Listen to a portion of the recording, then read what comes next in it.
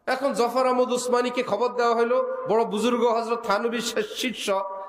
উনি বললেন যে ওনার ব্যাপারে তো, জিন্নার ব্যাপারে তো অভিযোগ ছিল সে শিয়া, আবার কেউ কেউ বলছে সে শিয়া ধর্ম থেকে তওবা করে খাঁটি ঈমান নসিব করছেন। এখন ওনার মৃত্যু কি ঈমানের সাথে হইল কি না আমি কেমনে জানবো? শুনেন, আমি এভাবে জানাজা পড়াবো না, আমি ওনার চেহারা দেখব, তারপর জানাজা পড়াবো। লাশের চেহারা ঢেকে রাখছে। হযরত জফর আহমদ উসমানী গিয়া চেহারার উপর থেকে কাপড় সরা মোহাম্মদ আলী জিন্নার চেহারার দিকে এক নজর দেখেই উনি টের পেয়ে গেছেন। আল্লাহ পাক তাকে ঈমানের সাথে মৃত্যু দান করছেন। এবার বলল, হ্যাঁ আমি জফর আহমদ জানাজা পড়াবো, প্রস্তুতি নেন। যাদেরকে আল্লাহ পাক দেন তাদেরকে দেনই।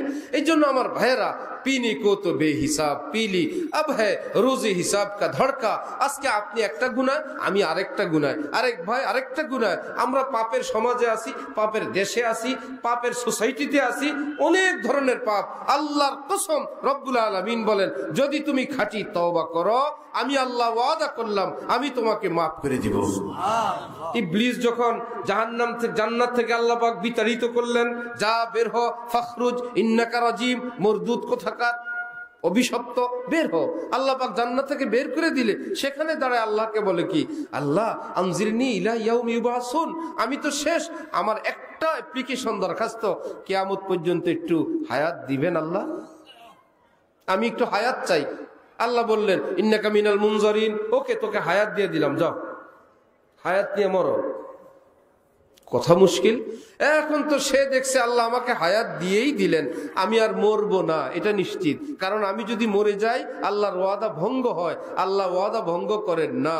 আল্লাহর সামনে দাঁড়ায় বলে কি, ওয়াইজ্জাতিকা ইয়া রাব্বি, হে আমার রব, আপনার ইজ্জতের কসম করে বললাম, আমি লা উগরিয়ান্নাকা, কি ইবাদাকাস সালিহিন, আপনার যত নেক বান্দা আছে, ইল্লা ইবাদাকা মিনহুমুল মুখলাসিন, কিছু লোক ব্যতীত সবগুলোকে গোমরাহ করার যত চেষ্টা, অপচেষ্টা, ষড়যন্ত্র আমি সব করব। আমি জাহান্নামী হইলাম, দরবেশরাও জাহান্নামে নেওয়ার চেষ্টা করব, হুজুরকেও নিব, হাজিরেও নিব, জোয়ান বুড়া সব কটা নারী পুরুষ ছাড়বো না। আল্লাহ পাক দেখলেন, ওফো, এই হুঙ্কার তো আমার একটু ভিক্ষা পাওয়ার পরে সে এখন হুঙ্কার দেয় যে আমার বান্দাকে সে জাহান্নামী নিবে। রব্বুল আলামিনের রহমতের দরিয়া জোশ আসছে, তিনি বলে উঠলেন, ওয়াইজ্জাতি ওয়া জালালি ওয়া ইরতিফাই মাকানি লা আযালু আস্তাগফিরু লাহুম মাস্তাগফারুনি, আমার ইজ্জতের কসম, বড়ত্বের কসম, মহত্বের কসম করে আমি আল্লাহ বলছি, আমার বান্দা যতক্ষণ পর্যন্ত তওবা করতে থাকবে আমি মাফ করতেই থাকবো। তুমি যা করার করায়, বান্দা তওবা করলে আমি মাফ। তুমি ভুল করাইছো 6 দিন, 9 দিন, 10 দিন, 50 বছর, তওবা করলো মাফ করে দিব। আবার করাইবা, আবার তওবা করলে লা যালু আস্তাগফিরু, আলেমরা আছেন তরজমা, মাফ করতেই থাকবো, যাও। একবার, দুইবার, তিনবার না। কোন ছেলের বাবা মেয়ের বাবা একত্রে বসছে, মেয়ে বিয়ে দিবে, ছেলের বাবা হলো একটু দুষ্ট টাইপের, যৌতুক লোভী, আপনাদের দেশে আছে এরকম, ওই টাইপের। আবার এমনি দরবেশ সাহেব মেয়ের বাবাকে বলে, একটু ছেলে পড়াইছিল, এখন বলে দেখেন যৌতুক নেওয়াও ঠিক না, দেওয়াও ঠিক না। হ্যাঁ ঠিক আছে, বলে আমি আমার জন্য বলছি না, আমরা তো গরিব মানুষ, ছেলে পড়াশোনা করছে, আপনার মতন জমিদারের মেয়ে আমার ছেলে বিয়ে করবে, তো এই ভাড়া বাসায় কি মেয়ে থাকতে পারবে? মেয়ের বাবা বলল, না, আমি একটা ফ্ল্যাট কিনে দেওয়ার নিয়ত আছে, টেনশন করে নেবে এসে। বললো আমরা তো কবরেই চলে যাবে, বললো আপনার মেয়ের যৌতুক খাওয়াও ঠিক না, নেওয়াও ঠিক না। আবার বলল ছেলে তো ডেলি বাজার করতে পারবে না, শেষে জামাই বউ ঝামেলা হবে। বললো কি বলতে চান, ফ্রিজ? হয়তো এমনি দিব। আর ছেলে তো অফিসে চলে যাবে, বাচ্চা কাচ্চাও নাই, মেয়ে সারাদিন বাসায় কি করবে, কেমনে কেমনে থাকবে? বললো বড় সাইজের একটা টেলিভিশন কিনে দিব, ঠিক আছে না? বলে ঠিক আছে, টেলিভিশনও দিব, ফ্রিজেও দিবে। পরে বললো আমাদের তো গাড়িটাই নাই ভাই, আপনার বাসায় যে মেয়েরে আমার ছেলে আনা নেওয়া করবে, লোকাল বাসে উঠতে পারবে তো? না না ভাই, আমার মেয়ে তো লোকাল বাসে উঠতে পারবে না। বললো এটাও আমার মাথায় আছে, ওদের যাতায়াতের জন্য একটা গাড়ি কিনে দিবানি। আবার ফাঁকে ফাঁকে বলে যৌতুক চাওয়াও ঠিক না, নেওয়াও ঠিক না, এগুলো তো আর আমার জন্য না। তো যত শখ ছিল জীবনের, এইরকম কৌশলে বলতে বলতে বলতে বলতে মেয়ের বাবার থেকে সব দস্তখত নিছে, সব দিবেন। এইবার তো মনে মনে মহা খুশি, সব স্বপ্ন জীবনের পুরা হয়েই গেল। এবার মেয়ের বাবা বলতেছে, বেয়াই সাহেব আমার একটা আবদার কি রাখবেন? বললেন, এত কিছু আপনি রাখছেন, একটা আবদার আপনার রাখবো না? অবশ্যই রাখবো। কি কথা? বলে, আপনার সাথে আত্মীয়তা করব না। আছে কিছু? এক কথায় ওনার এত সব কৌশল মুহূর্তেই শেষ। কি ব্যাপার? বলে, তুমি কামাও, যতক্ষণ কামাইবা। এক কথায় যখন দিল, এবার সব স্বপ্ন মাটি হয়ে গেল। যখন মোবাইল নতুন নামছে, আমার নিজের গল্প, এর মোবাইল নাম্বার পাইলে সেভ করি। আপনার নাম্বার কত সেভ? কোন রকম একটু পরিচয় হইলে হয়েছে, ওনার নাম্বারে আমার মোবাইলে হয় না এরকম? নতুন নতুন মোবাইল কেনা হয়েছে, কারে ফোন করব? আছে তো 2-4 জনের মোবাইল। এবার যারটাই পাই, অমুক মাদ্রাসার নাম্বার, অমুক হুজুরের নাম্বার, অমুক হজরতের পরিচিত মানুষ, অনেক নাম্বার আমি সেভ করলাম। বেশ কিছুদিন পর একদিন দেখি মোবাইলে একটা নামও নাই। তো মোবাইল অপারেটরের কাছে নিলাম, কি হলো? বলল, কিছুই তো নাই এখানে, আপনি কাটছেন? আমি বললাম, না তো, আমি তো এরকম কিছু করি নাই। তো কি? আমি বললাম, এইরকম একটা টিপ খাইছিল, দেখছিলাম এক পাশে ইয়েস আর এক পাশে নো, এই দুইটা লেখা আসছিল, আমি ইয়েসে টিপ দিছিলাম। ও, ওই বেচারা বললো, ওখানে লেখা ছিল ডিলেট অল, নাম্বার যা আছে সবগুলো কেটে দিতে চান, ইয়েস অর নো। আপনি ওই সময় দিছেন ইয়েস। আপনি কি মোবাইলের সবগুলো? আমি বললাম, আমি তো উপরের লাইন পড়িও নাই, অত ইংরেজি বুঝিও না, আমি তো মনে করছি সবসময় ইয়েস ভালো। ইয়েস ভালো জিনিস না, এই জন্য নো নো কিসের, সব ইয়েস। আমি তো ইয়েস ভালো জিনিস দিছি। কোন একটা কিছু আমার জন্য পাঠাইছে কেউ বা কিছু একটা, বললো আপনার এক ইয়েসে 6 মাস 9 মাসে সব রোজগার সব ডিসমিস হয়ে গেছে। ইবলিসকে রব্বুল আলামিন বললেন, আমার বান্দাকে দিয়ে তুমি এইরকম অনেক কিছু সেভ করাইবা, গুনাহ করাইবা, দাগ লাগাবা। আমার বান্দা যদি চোখে একটু পানি আসে, চোখের কোড়ায় আসে, চোখের পানি নাই, নবী বললেন, ইবকু ফাইল্লাম তাবকু ফাতাবাকাও। আমি নবী, শুনো, আল্লাহর কাছে কানলে তিনি মাফ করবেন। কান্না যদি না আসে, আমি রহমতুল্লিল আলামিন ঘোষণা দিচ্ছি, কান্নার একটু ভান করো, আল্লাহ তোমাকেও মাফ করে দিবেন। এই জন্য আমার ভাইয়েরা, আমরা হইলাম গুনাহগার, আমরা হইলাম পাপিষ্ঠ, আল্লাহর কাছে একটু মাপ চাইতে পারবো ইনশাআল্লাহ। হাদিস শরীফ শুনলে অবাক হবেন। নবীজি বলেন কি, মা আসাররা মান ইস্তাগফারা ওয়া ইন আদা ফিল ইয়াউমি 70 মাররা। ওই ব্যক্তি যে একটা গুনাহ করার পর তওবা করে নিল, দ্বিতীয়বার যদি আবার গুনাহটা হয়, সে বলবে দ্বিতীয়বার, ফেরেশতারা বলবে প্রথমবার। আবার যদি তওবা করে, শেষ, এইটাও শেষ, 3 শেষ, 4 শেষ। সে যদি 100 বার গুনাহ করে একদিনে আর 99 বার তওবা করে ফেলে, সে দেখবে আমি তো 100 বার গুনাহ করলাম। নবীজি বলেন, আমল নামা কি তুমি বুঝো না আমি বুঝি? তুমি 100 বার কেন, 100 বার আগে 99 পরে তওবা আছে না? আল্লাহ রসুল আছে বলে তওবার বরকতে সেটা একদম ডিসমিস, শুধু 100 নম্বরের গুনাহটা আছে, তওবা করলে আল্লাহ এটাও মাফ করে দিবেন। সেটা আবার কেমন? আমি সহজ উদাহরণ দেই। আমরা আমার বাবার সঙ্গে মাছ ধরতে যেতাম রাতের বেলায়, চল দিয়ে এরকম কিছু একটা দিয়ে, তো একটা ব্যাগ থাকতো মাছের একটা। এখন কারো যদি ব্যাগের ছিদ্র থাকে, ফুটা থাকে, একটা কই মাছ ব্যাগে নিলাম, এখন আমরা ভাবতেছি একটা কই মাছ, ওই ছিদ্র দিয়ে যদি কই মাছটা পড়ে যায়, দ্বিতীয়টা যখন ব্যাগে নিলাম, আমরা তো মনে মনে ভাবছি এই 2 নম্বর কই, ব্যাগে কয়টা আছে? 2টা। আসলে কি 2টা আছে না একটা? আগেরটা চলে গেছে। এবার আরো ধরতেছি 3, 4টা, 5টা, ভাবতেছি মোটামুটি একটা ধুন থাকে, অস্থিরতা, কি আছে না আছে কে জানে, এটা পিছনের মধ্যে ঝুলানো, একটা একটা রাখি আর একটা একটা পড়ে, একটা রাখি একটা পড়ে। সারা রাত যদি মাছ ধরতে থাকেন আর একটা একটা যদি পড়তে থাকে, ব্যাগ কি ভরে থাকবে না খালি? কেন? ফুটা দিয়ে সব পড়ে গেছে।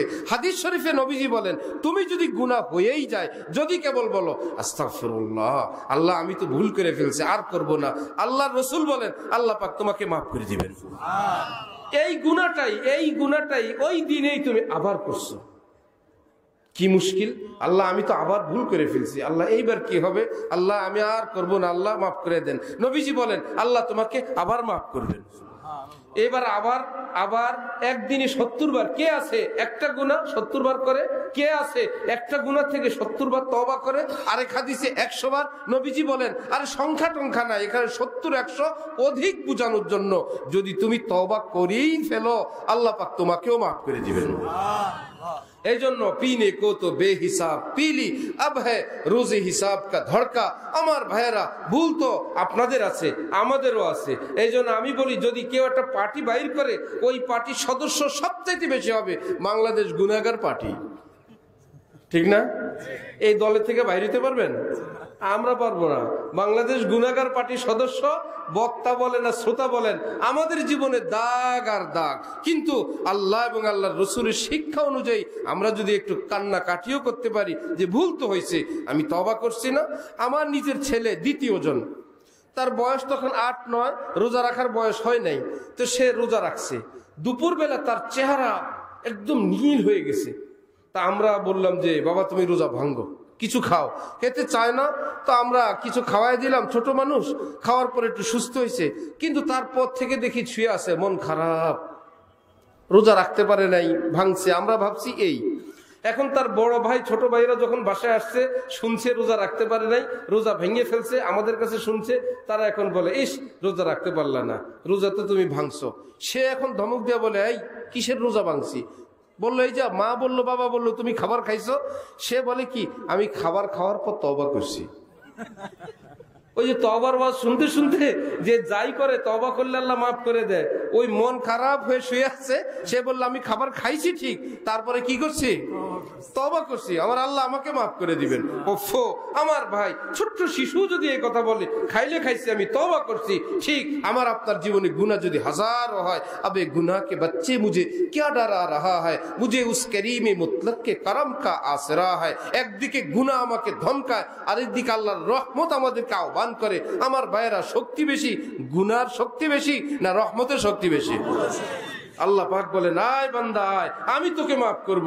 আরে রাসূল সাল্লাল্লাহু আলাইহি ওয়াসাল্লামের সাহাবী ওয়াহশী, যে নাকি নবীজির চাচা হযরত হামজাকে হত্যা করছে, শুনছেন না? হযরত হামজা নবীজির চাচা, সাইয়্যিদুশ শুহাদা, ওনার হত্যাকারী ওয়াহশী যখন ইসলাম গ্রহণ করেন নাই, নবীজি তার কাছে লোক পাঠাইছেন, ওয়াহশীকে বলো তওবা করলে যা ভুল বিচ্যুতি করছে, আমার চাচাকে খুন করুক আর যাই করুক, আল্লাহ তাও মাফ করবেন। ওয়াহশী অমুসলিম, সে বলে কি ইসলামের নবী আমার জন্য এইভাবে বাণী পাঠান, তোমাদের কোরআনে তো আছে। যেমন আপনাদের উত্তরবঙ্গে বলে খ্রিস্টান বানায়, কাদিয়ানি বানায়, বলে কোরআন বিশ্বাস করো, করি। আচ্ছা তোমাদের কোরআনে আছে খুন করলে আযাব হবে, মিথ্যা বললে আযাব হবে, জিনা করলে আযাব হবে, গুনাহে কবিরা করলে আযাব হবে, সুতরাং তোমার জীবনে কি কিছু ঘটে নাই? এখন যাকেই বলে সেই দেখে আমি কোনো না কোনটা তো করছি। সুতরাং কোরআনের শিক্ষা অনুযায়ী তোমার আযাব নিশ্চিত। এখন সেই লোক কাঁপতে থাকে, কি করা যায়? বললো যদি তুমি মুসলমান থাকো তোমার বিচার হবে কোরআন অনুযায়ী, আর যদি তুমি কোরআনেই ঈসা নবীর কথা আছে, ঈসা যে নবী এটা কোরআনেই আছে, তিনি যে আবার শেষ জীবনে ইসলামের শেষে কিয়ামতের আগে আসবেন এটাও হাদিসে আছে, তুমি যদি এই নবীর ধর্মে চলে আসো তাহলে তোমার বিচার হবে এই নবীর ধর্ম অনুযায়ী। আচ্ছা নবী তো দুইজনই, তুমি যদি আখিরি নবীর উম্মত থাকো সেই হিসাবে বিচার হবে, আর যদি এই দিক চলে আসো এই হিসাবে বিচার হবে।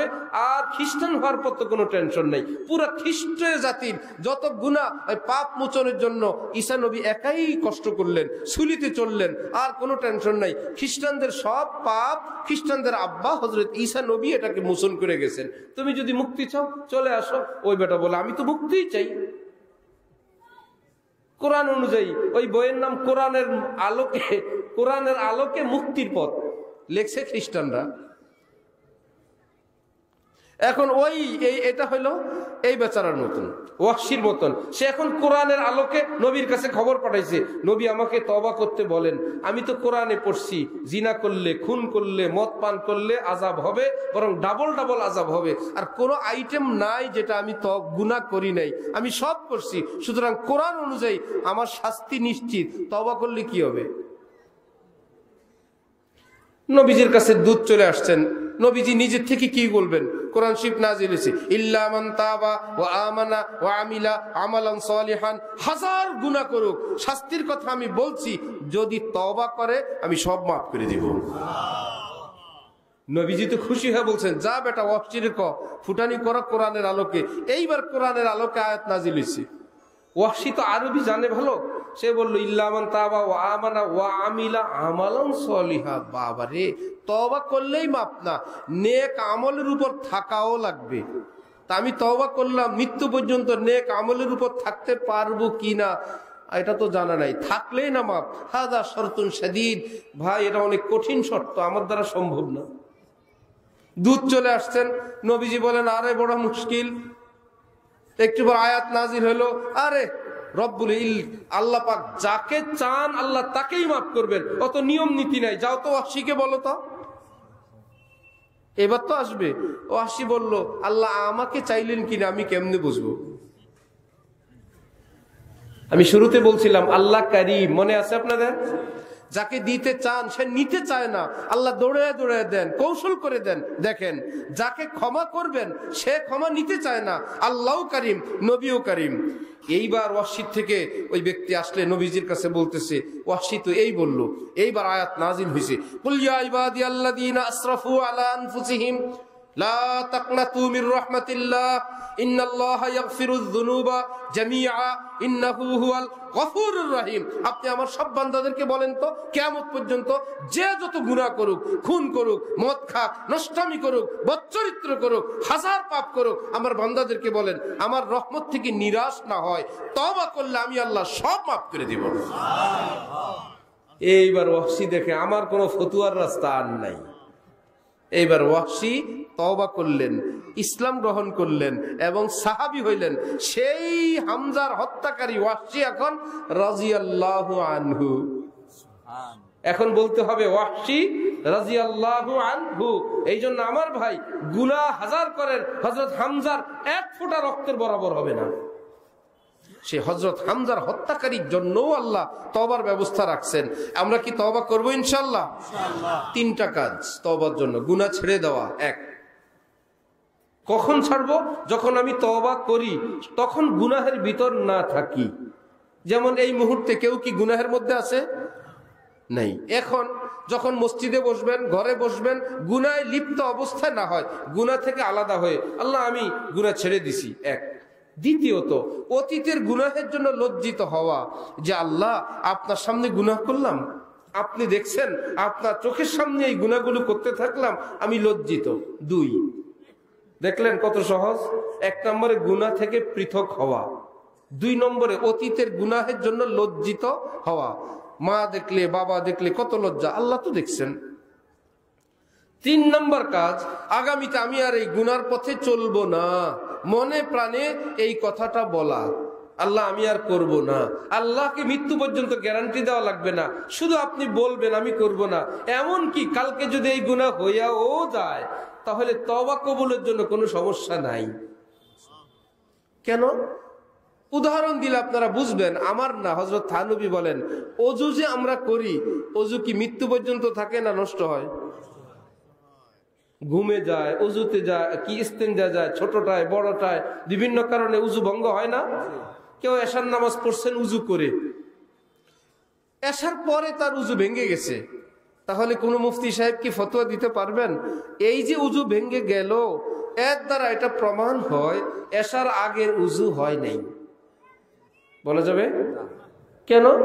উজু তখন তো হয়ে গেছে, নামাজও হয়ে গেছে, এই মাত্র উজু ভঙ্গ হইল।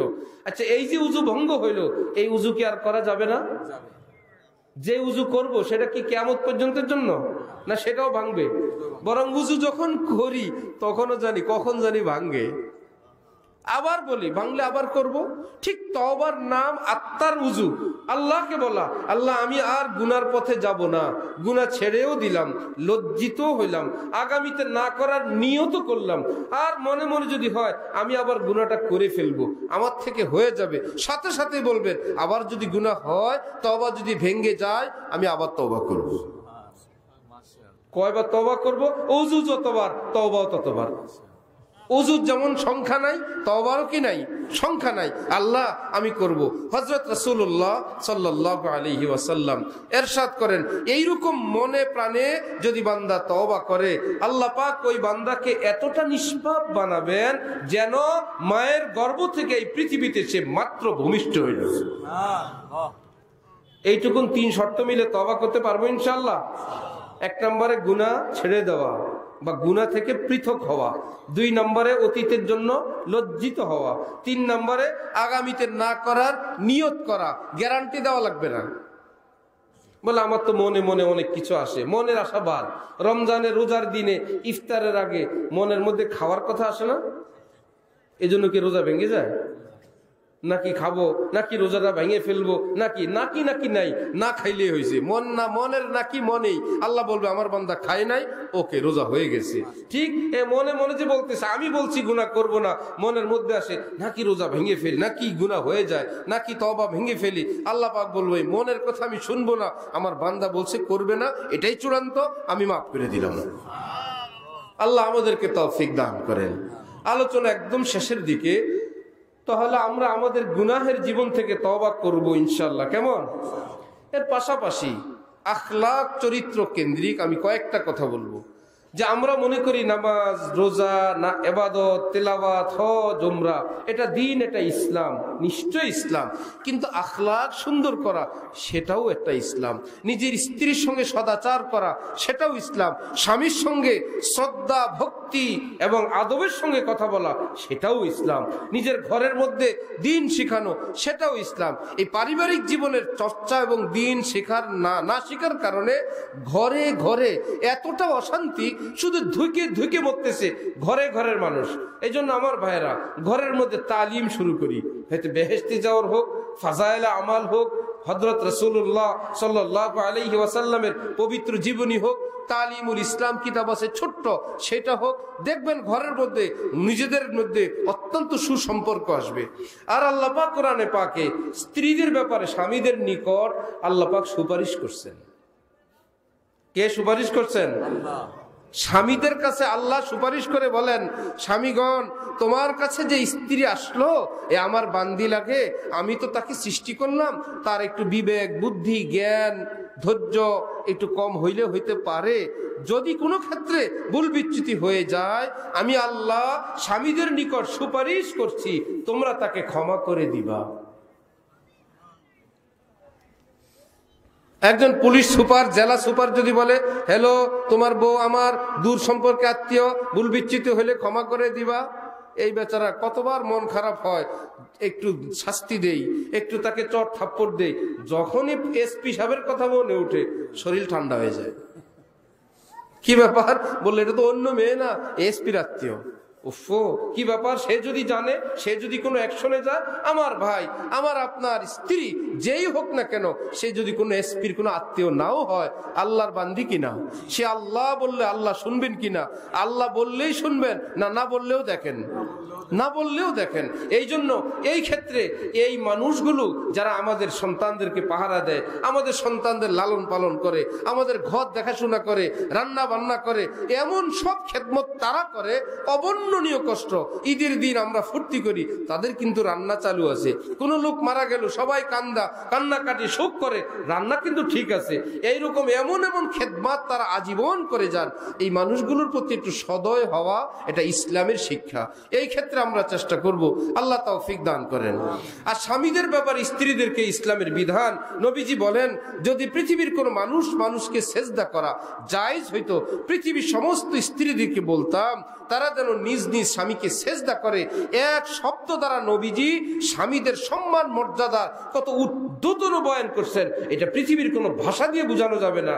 এই জন্য স্ত্রীর এই লজ্জা, এই অনুভূতি এটা থাকা দরকার। তিনি আমার অত্যন্ত সম্মানিত ব্যক্তি, আমার স্বামী, কিন্তু সম্মানের মর্যাদায় তিনি আছেন। তাকে শ্রদ্ধা করা, আমার পরনের কাপড় তার, আমার যে ঘরে থাকি সেটা তার, আমার পেটের খাবার তার, আমার চিকিৎসা তার, আমার অভিভাবক তিনি। তিনি যদি রাগও করেন, গুসাও করেন, একটু আমাকে চুপ থাকা, সম্মান প্রদর্শন করা স্ত্রীর কর্তব্য।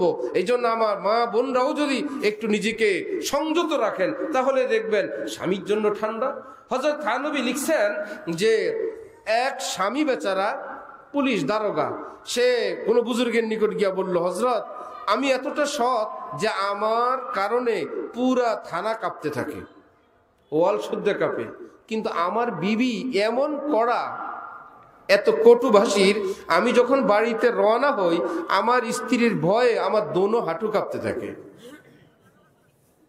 ওই বুজুর্গ বললেন, বাবা তুমি যখন বাড়ির দিকে রওনা হবা তখন একটা কথা ভাববা যে এই পৃথিবীতে অনেক পাখি অনেকভাবে ডাকাডাকি করে, আমার বাসায় আল্লাহ পাক একটা পাখি পাঠাইছেন, আমি বাড়িতে গেলেই ডাকাডাকি শুরু করে।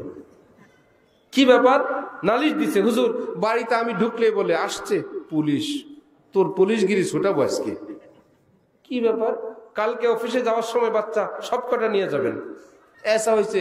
আর শয়তান দরবেশি করে, দুনিয়ার গালাগালি, বলে হুজুর অনেক কষ্টে সহ্য করি, ওই বুজুর্গ শিখাই দিয়েছেন এগুলো করবে, তুমি মনে করবা আমার পাখি ডাকে, কোনো উত্তর দিবা না। এখন যখন দেখছে কিছুই বলে টলে না, এখন আরো খোঁচা দেওয়ার জন্য বলে বোবায় ধরছে, বোবায় ধরছে। তার মানে শেষ খোঁচা দিয়ে দেখে কিছু বের হয় কিনা, দেখো তাও বলে না। এখন এক সপ্তাহ পরে গিয়া ওই বুজুর্গকে বলতেছে, হযরত আমার পাখির ডাক পরিবর্তন হয়ে গেছে, এখন আর আগের মতো ডাকে না। কি ব্যাপার? একা একা ডাইকা দেখছে কোনো মজা নাই, পাল্টা কোনো জবাব আসে না, কোনো অ্যাকশন রিয়াকশনে আসে না।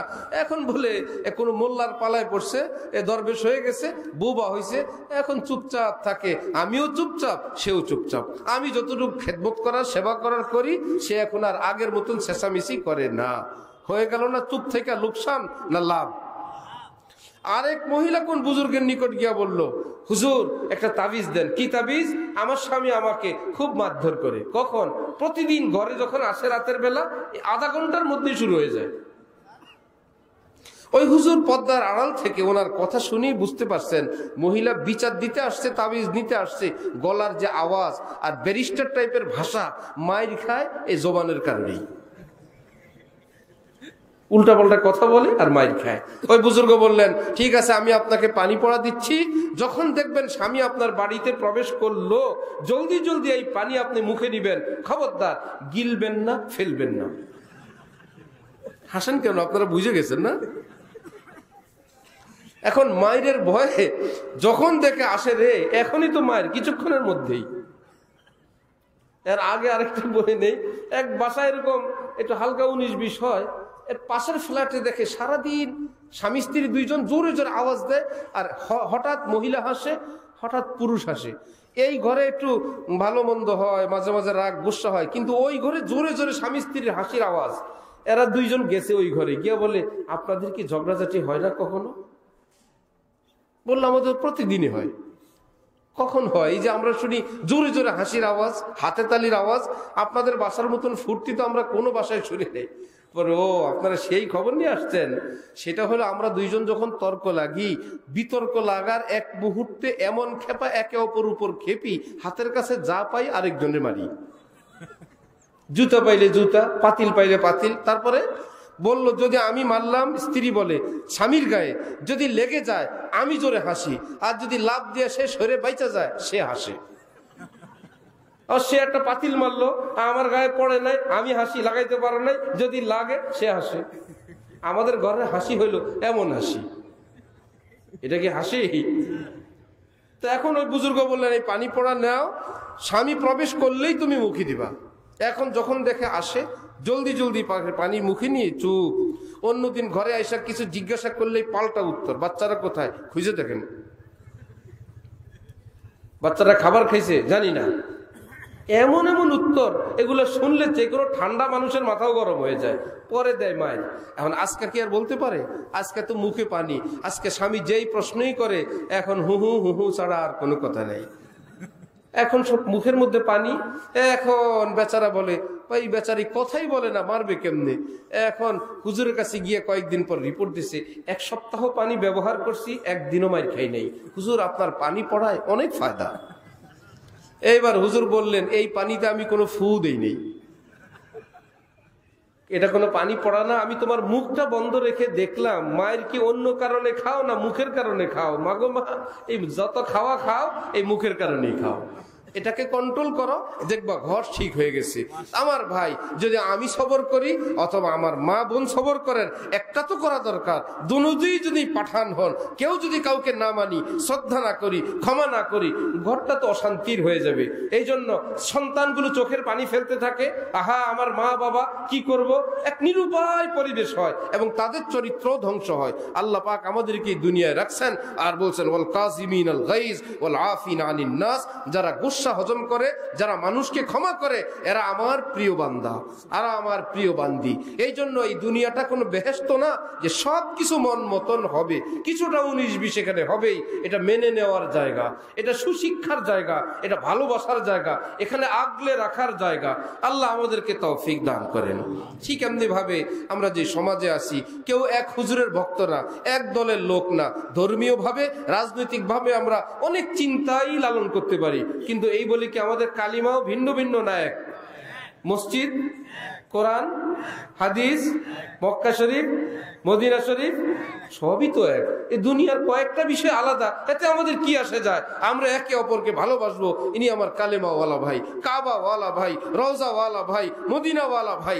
আহা, ভুল বিচ্যুতি যার যা আছে আল্লাহ পাক তৌফিক দিবেন, তওবা করবেন, অথবা আমি দোয়া করি আল্লাহ তওবা তৌফিক দেন, এই মনোভাব রাখবো। কাউকে নাস্তিক, মুরতাদ, জাহান্নামে চলে গেছে এই মনোভাব না রেখে বরং নিজেকে ছোট ভাবার যুগ, এবং এটাই আদব, এটাই শিক্ষা। আল্লাহ পাক আমাদেরকে, আপনাদেরকে সকলকে খাঁটি অন্তরে তওবা করার তৌফিক দান করেন, এবং সকলে মিলেমিশে একে অপরের সঙ্গে অল্প কয়েকদিনের এই জীবন আল্লাহ পাক এটাকে কাটানোর তৌফিক দান করেন। খুবই ভালো লাগলো আপনাদের এখানে এসে, যে ভাবতেছিলাম কে বসবে আর কে শুনবে। দেখলাম যে আমাদের জামাল সাহেব আপনাদেরকে সরকার ডাকছেন, তো আরো ওলামায়ে কেরামের তাওয়াজ্জু, আপনারা খুব সুশৃঙ্খল ভাবে বসলেন এবং অনেক বড় মজমা। আল্লাহ পাক যার কোরবানি ভালো লাগে ওনার উসিলা আমাদের সকলকে মাফ করে দেন। ওয়া আখিরু দাওয়ানা আনিল হামদুলিল্লাহি রাব্বিল আলামিন।